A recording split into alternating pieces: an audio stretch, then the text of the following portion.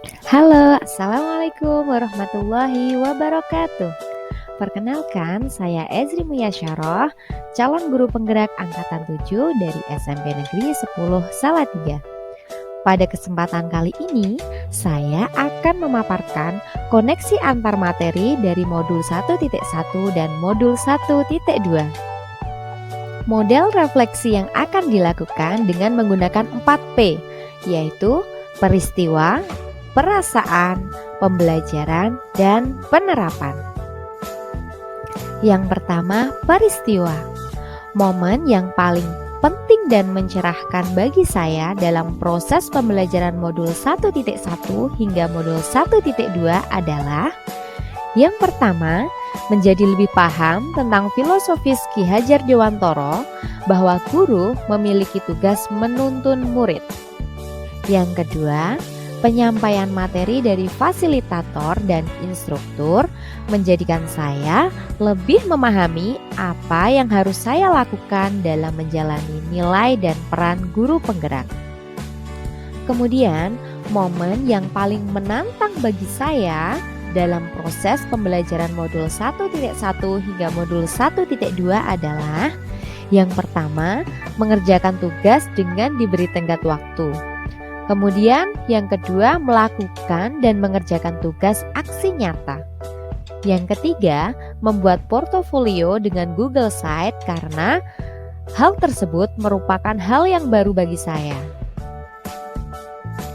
Kaitan antara modul 1.1 dan 1.2 yang saya pahami adalah intisari filosofi Ki Hajar Dewantoro terkait pembelajaran berpusat pada murid serta kodrat alam dan kodrat zaman berkaitan erat dengan 5 nilai guru penggerak, yaitu berpihak pada murid, reflektif, mandiri, inovatif, dan kolaboratif.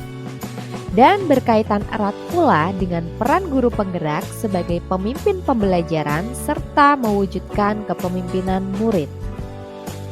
Selanjutnya, P yang kedua yaitu perasaan. Saat momen itu terjadi, saya merasa seperti bagaikan mencari pantai di balik bukit. Jadi, saya merasa bersyukur bisa melalui bukit tersebut dengan berbagai rintangan yang ada. Kemudian di balik bukit itu muncullah sebuah pantai yang indah yang bisa menyegarkan pikiran serta memancarkan kebahagiaan pada hati. Sebagai seorang guru yang masih sedikit pengalaman, saya harus banyak belajar walaupun terkadang sulit dan lelah, namun kelak akan mendapatkan ilmu yang dapat membenahi diri saya sendiri sebagai seorang guru agar bisa menjadi lebih baik lagi. Selanjutnya, P yang ketiga adalah pembelajaran. Sebelum momen tersebut terjadi, saya berpikir bahwa saya adalah guru yang hanya mengajar sekedar memberikan materi tanpa memikirkan apakah murid paham dengan materi yang saya sampaikan. Saya adalah guru yang jarang memberikan refleksi kepada murid dan tidak berkolaborasi dengan guru yang lain. Sekarang saya berpikir bahwa sebagai seorang guru, saya harus berpihak kepada murid dengan memperhatikan kodrat alam dan kodrat zaman seorang anak. Sebagai seorang guru, saya harus menjadi pemimpin pembelajaran dan mewujudkan kepemimpinan murid. Sebagai seorang guru, saya harus reflektif dengan memberikan refleksi setelah selesai pembelajaran. Dan sebagai seorang guru, saya harus berkolaborasi dengan guru yang lain. Kemudian P yang keempat adalah penerapan.